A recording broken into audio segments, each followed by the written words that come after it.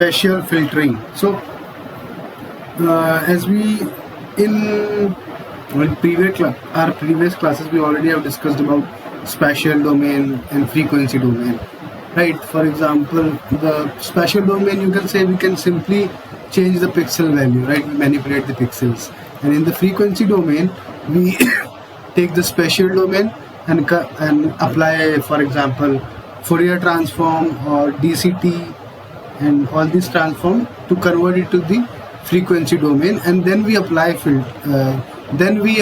all the filters, frequency domain filters.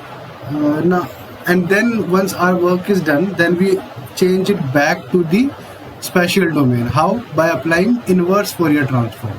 Okay, so this we already have discussed. Now we also, let's see, the next is histogram processing. So it is used for graphical representation of an image. See, this is basically graphical representation of an image. For example, if you have used the cameras, the digital cameras, DSLRs, SLRs, there you must have seen all these kind of histogram, right? So it represents the tones. For tones, it represents the tonal value. For example, what you call tone is range of tones between darkest and the brightest area of an image. For example, that will in one bin you can say that is a very dark or a very bright. So there are different ranges, right? So for all these ranges there are different tonal values, and photographers in photography, they use these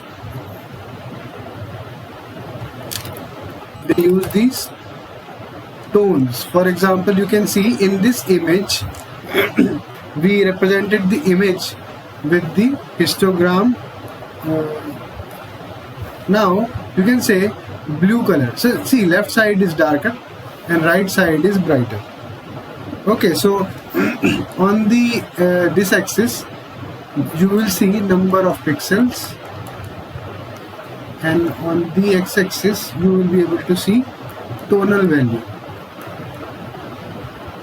Okay, so this is very bright, this side is very bright, this side is very dark. Okay, so for example, for blue color you can see that this is the histogram. Now histogram processing is used in many different forms for histogram processing has many applications. For example, one of them we discussed, for example, is tonal value. Now there are three techniques of histogram processing. One is histogram sliding. Okay, one is histogram sliding, and second and third we have discussed these two already. For example, histogram stretching and histogram equalization. So in our previous lectures we already have discussed the histogram stretching and histogram equalization. So now let us discuss about the histogram sliding. So in histogram sliding, for example, if this is your histogram sliding says we'll take this window, and we'll slide this window. For example, we can take it to the extreme right, or we can shift it to the extreme left.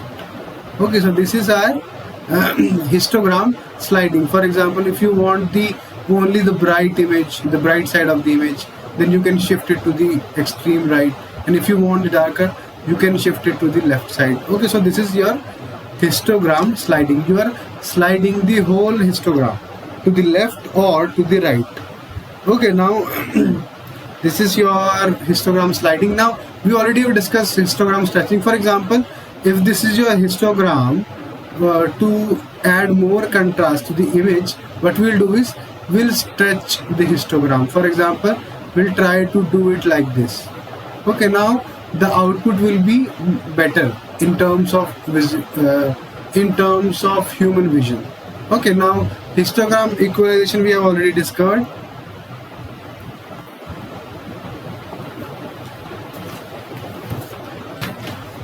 Now next is spatial filtering.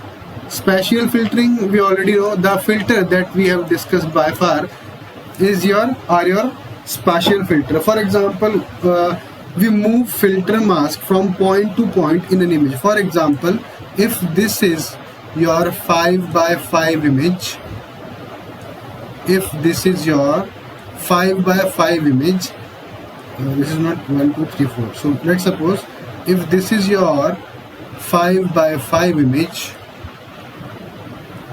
what we are doing is we are taking a 3 by 3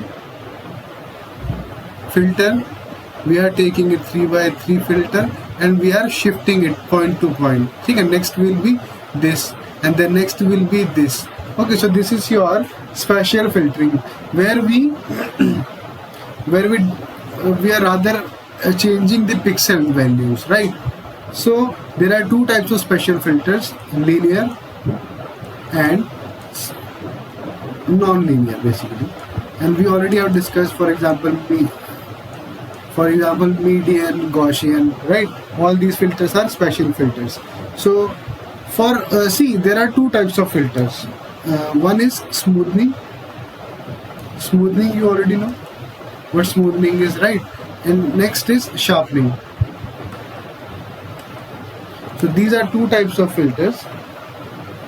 See, first of all, let us discuss what is linear and non-linear. So in very plain, in very simple language, what we say, if you can change the pixel value by any constant means 1 2 3 4, like these values, then this will be your linear filter. Now what's non-linear is, you are not you see, the value can be anything. For example, the value can be x square. Okay, so that, like this equation you talk about, for example, ax square plus 2ab, so all these equation falls in the non-linear filters. So this is the basic difference in the linear and non-linear filters. Now there are different types of filter. For example, smoothing filter, we already know. We have Gaussian filter, right? So what smoothing filter does is it blurs the image. It also removes the noise from the image. Okay, now if we talk about sharpening filter, what sharpening filter does is it highlight the transactions in intensity. Means wherever there is a sharp change in intensity, it shows it.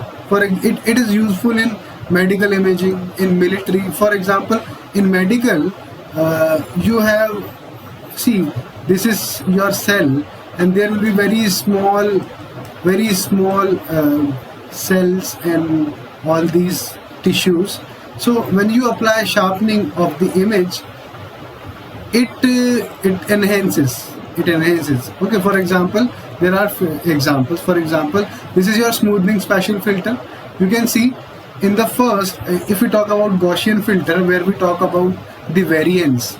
Variance says what is the variance in the mid value and the value that you change. For example, in the mid, the value will be 0.9 and in the end the value will be 0.001. So this is the variance. So the variance what we say is the main factor that changes from this to this. Variance is the only deciding factor that controls the blur. For example, variance is low, variance is low, variance is high.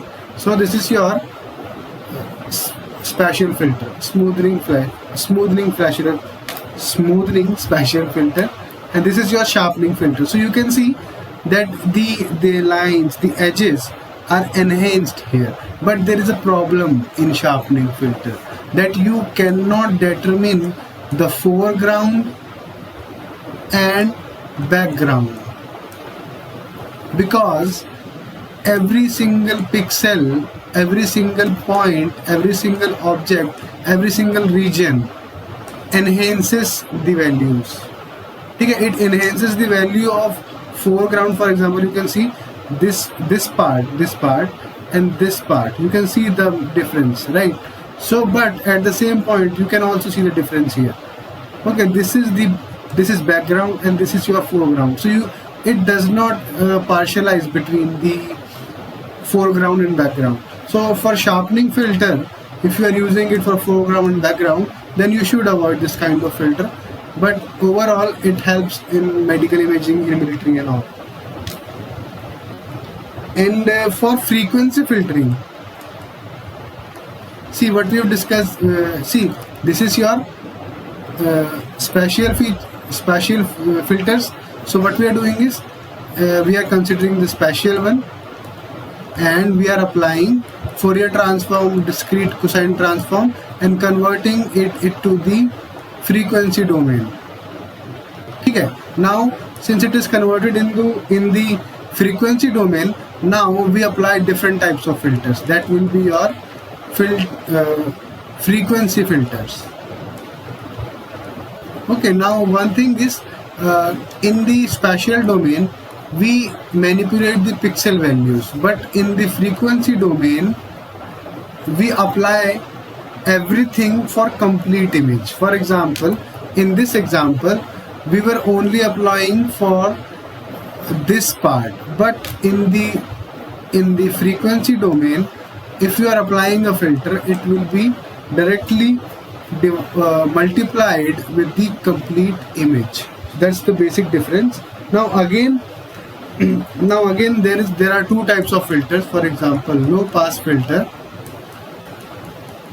and high pass filter, that we already have discussed, right? But let us revise this. So the low pass filter, it works as smoothing. It blurs the image and it removes the noise. While if we talk about high pass filter, this sharpens the image. Okay, so it is up to see. Now you can say that both of these are doing the same job. Then why are we converting this into the frequency domain? See, the basic point is, in frequency domain, it works on frequency. So for example, if you have large number of noise, okay, huge number of noise, which is frequency based. For example, see, this is your wire, and you are transmitting your data. So if there is a noise, that will be seen here in the image. Okay, now image noise can be of multiple types. This is your noise that is involved by signal. So there can be also noise that is involved by some camera properties, right? So all this noise can also be suppressed by low pass filter. Now we already discussed, for example, if this is your plot, then if you are, and this is your frequency, right? This will be your, for example, this is your 20 and this is your 20,000. 20,000. Okay, now this is your high frequency, this is your low frequency. So if you are applying this filter, so this is your high pass filter, right?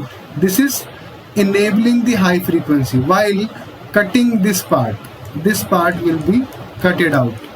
Okay, so this is called cutoff.